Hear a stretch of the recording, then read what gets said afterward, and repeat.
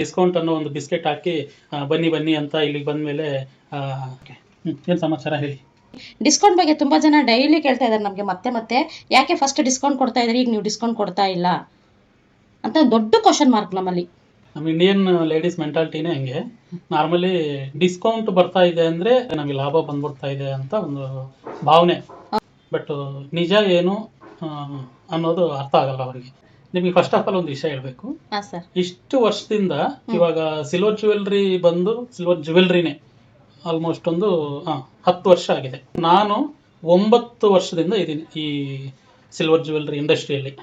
So ನಿಮಗೆ ಯಾವತ್ತಾದರೂ ಇಷ್ಟು ವರ್ಷದಲ್ಲಿ ಯಾವತ್ತಾದರೂ ನಿಮಗೆ silver rate separate, making charge separate ಅಂತ ಎಲ್ಲಾದರೂ ನೋಡಿದಿರ ನೀವು? 2016-17 160 ರೂಪಾಯಿಂದ ಶುರು ಮಾಡಿಕೊಂಡು ಆಮೇಲೆ ರೇಟ್ ಬೆಳೀತಾ ಬೆಳೀತಾ ಬೆಳೀತಾ 180, 200, 250, 300, 350.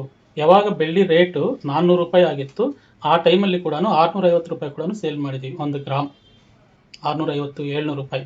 For the first time silver industry first ಟ್ರೆಂಡನ್ನು ಚೇಂಜ್ ಮಾಡಿದ್ದು ನಾನೇ. Complete trend. ಏನು ಟ್ರೆಂಡ್ ಚೇಂಜ್ ಮಾಡಿರೋದು?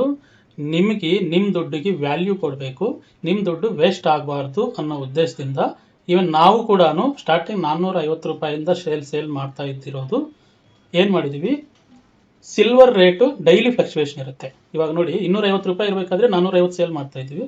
200 ರೂಪಾಯಿ ಮೇಕಿಂಗ್ ಚಾರ್ಜ್ ಹಾಕ್ತಾ ಇದ್ವಿ. ಅದರಲ್ಲಿ ನಿಮಗೆ ಡಿಸ್ಕೌಂಟ್ಸ್ 5% ರೆಗ್ಯುಲರ್ ಆಗಿ ಇರ್ತಾ ಇತ್ತು. ಯಾವಾಗ್ತಾದರೂ ಹಬ್ಬ ಆ ಥರ ಇರಬೇಕಾದ್ರೆ 10%, 15% ಕೊಡ್ತಾ ಇದ್ವಿ. ಸೊ 450ರಲ್ಲಿ 15% ಹೋದರೂ ಕೂಡ 385 ರೂಪಾಯಿ ಕೊಟ್ಟು ನೀವು ಅಪ್ಪ ನಮಗೆ ಡಿಸ್ಕೌಂಟ್ ಬಂದ್ಬಿಟ್ಟೆ ಅಂತ ಖುಷಿಯಾಗಿ ಹೋಗ್ತಾ ಇದ್ರಿ. ಬಟ್ ಒರಿಜಿನಲ್ ಏನು, ಮಾರ್ಕೆಟ್ ಹೆಂಗೆ ನಡೀತಾ ಇದೆ ಮಾರ್ಕೆಟ್ ಪ್ರಕಾರ ನಾವು ಇರ್ತಾ ಇದ್ವಿ.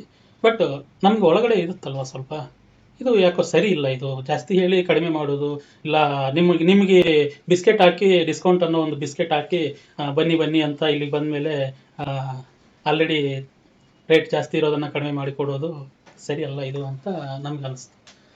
ಏನು ಮಾಡಿದ್ವಿ, ತುಂಬ ದಿನ ಥಿಂಕ್ ಮಾಡಿದ್ದೀನಿ ನಾನು. ನೀವು ಒಂದ್ಸತಿ ನೋಡಿ ನಮ್ಮ ಪ್ರೊಫೈಲ್ ನೋಡಿ ಬೇಕಂದರೆ. ಆ್ಯಕ್ಚುಲಿ ಜನವರಿಯಲ್ಲೇ ನಾನು ಈ ಪ್ಲ್ಯಾನ್ ಅನೌನ್ಸ್ ಮಾಡಿದ್ದೆ. ಜನವರಿಯಲ್ಲೇ ಇನ್ಮೇಲೆ ಯಾವುದು ಕೂಡ ಗ್ರಾಮ್ ಪ್ರೈಸ್ ಇರಲ್ಲ, silver plus making charge separate ಆಗಿರುತ್ತೆ ಅಂತ. ಬಟ್ ಅದನ್ನು ಸ್ವಲ್ಪ ದಿನ ಅಪ್ಲೈ ಮಾಡಿದ ಮೇಲೆ ನಮಗೆ ತುಂಬಾ ಪ್ರೆಷರ್ಸ್ ಬಂತು. ಈ ಕಡೆ ಮಾರ್ಕೆಟಿಂದ ಪ್ರೆಷರ್ ಬಂತು. ಆಮೇಲೆ ಕಸ್ಟಮರ್ಸೇ ತುಂಬ ಜನ ಅಯ್ಯೋ ಡಿಸ್ಕೌಂಟ್ ಇಲ್ಲ ಅಂದರೆ ಇನ್ನೇನಕ್ಕೆ ನಾವು ತಗೊಳ್ಳೋದೇ ಇಲ್ಲ. ಮೊನ್ನೆ ಕೂಡ ಒಬ್ಬ ಏಜ್ಡ್ ಪರ್ಸನ್ ಡಿಸ್ಕೌಂಟ್ ಇಲ್ಲ ಅಂದರೆ ಅದೇನು ಲೆಕ್ಕನೇ ಇಲ್ಲ, ನಾವು ಪರ್ಚೇಸ್ ಮಾಡೋಂಗೆ ಇಲ್ಲ.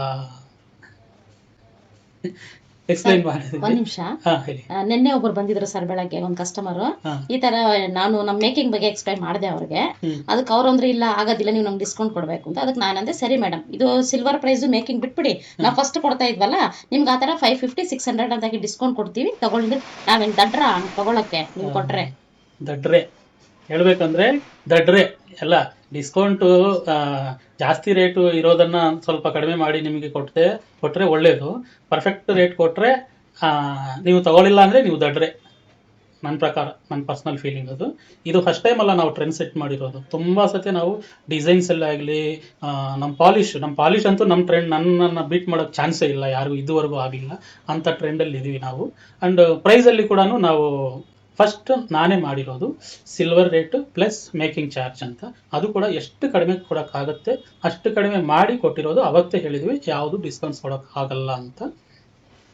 ಕೆಲವೊಬ್ರು ಅರ್ಥ ಮಾಡ್ಕೊಂಡಿದ್ದಾರೆ, ಕೆಲವೊಬ್ರು ಅರ್ಥ ಮಾಡ್ಕೊಂಡಿಲ್ಲ, ಪರವಾಗಿಲ್ಲ, ನೋ ಪ್ರಾಬ್ಲಮ್. ಎಲ್ಲರಿಗೂ ಅರ್ಥ ಆಗುತ್ತೆ. ಕಂಪೇರ್ ಮಾಡಿ ನೀವು ಡಿಸ್ಕೌಂಟು ಇದು ಕೊಡೋ ಜಾಗದಲ್ಲಿ ಯಾವ ಪ್ರೈಸ್ ಹಾಕಿ ನಿಮ್ಗೆ ಡಿಸ್ಕೌಂಟ್ ಕೊಟ್ಟರೆ ಯಾವ ಪ್ರೈಸಿಗೆ ಬರ್ತಾ ಇದೆ, ಇಲ್ಲಿ ಫಿಕ್ಸ್ಡ್ ಪ್ರೈಸ್ ಇದ್ದು ನಿಮಗೆ ಡಿಸ್ಕೌಂಟ್ ಕೊಟ್ಟರೆ ಯಾವ ಪ್ರೈಸಿಗೆ ಬರ್ತಾ ಇದೆ ಅನ್ನೋದು ನೀವು ಕಂಪೇರ್ ಮಾಡಿದರೆ ಗೊತ್ತಾಗುತ್ತೆ.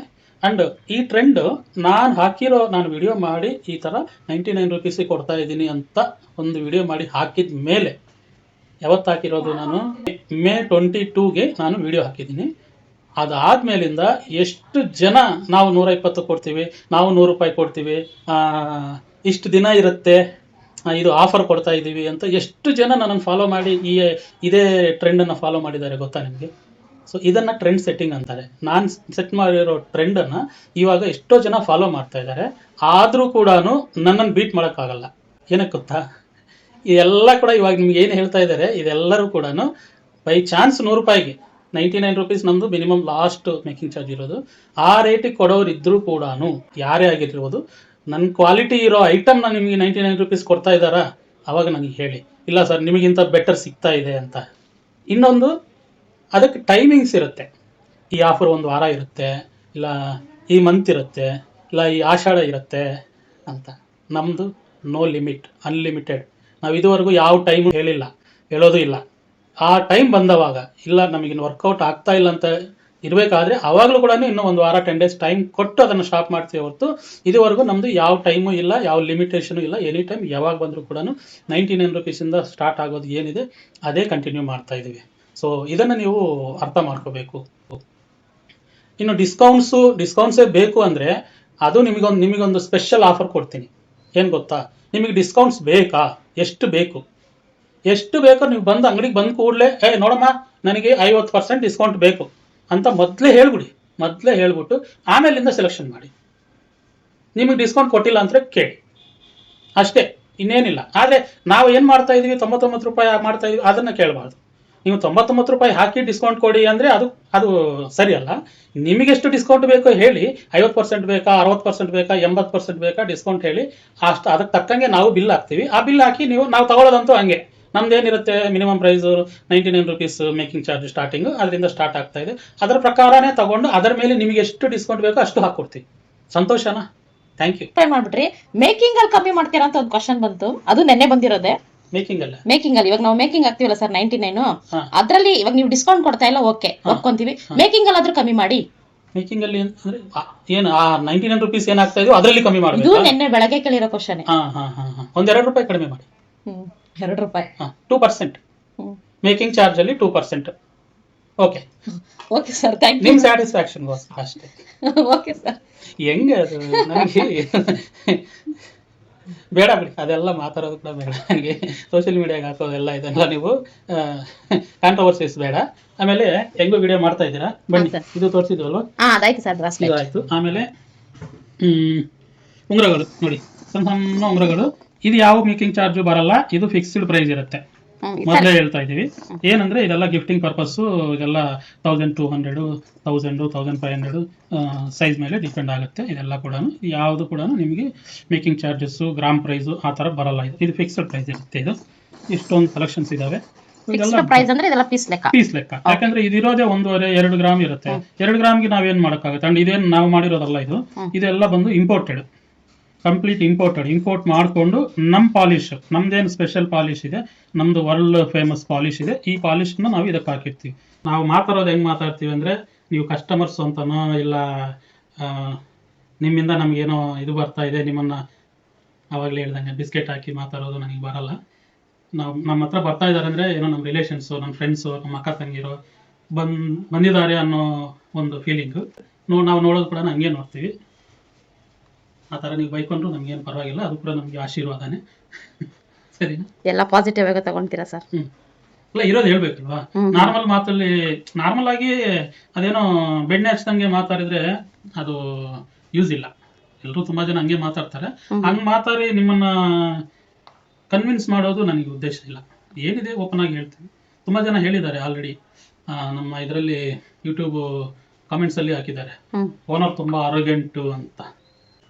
ಹೌದು, ನಾನು ಅರಗೆಂಟೆ. ನಾನು ಹೇಳಿದ್ದು ಅರ್ಥ ಮಾಡ್ಕೊಳ್ಳಾರ್ದಂಗೆ ಈ ಥರ ಆವಾಗಲೇ ಹೇಳ್ದಂಗೆ ಆರ್ಗ್ಯುಮೆಂಟ್ಸ್ ಮಾಡಿದವಾಗ ನಾನು ಅರಗೆಂಟೆ. ಏನು ಮಾಡೋಕ್ಕಾಗತ್ತೆ? ನಾನೇನು ಟ್ರೈನ್ಡ್ ಆಗಿ ಯಾವ ಥರ ಅವ್ರನ್ನ ಸ್ಯಾಟಿಸ್ಫೈ ಮಾಡಬೇಕು ಅಂತ ಆ ಥರ ಟ್ರೈನ್ ಮಾಡ್ಕೊಂಡು ಬಂದಿರೋರಲ್ಲ ನಾವು ಕೆಲಸಗಾರರು, ಕೆಲಸ ಮಾಡೋರು ನಾವು. ಸೊ ಅದರಿಂದ ಸ್ವಲ್ಪ ಅರಗೆಂಟು ಇರುತ್ತೆ. ನಿಜ ಮಾತಾಡಿದ್ರೆ ಹಂಗೆ ಅನ್ಸುತ್ತೆ ಅಲ್ವಾ? ಹೌದು ಸರ್, ನಿಜಾನೇ, ಅದು ನಿಜಾನೇ.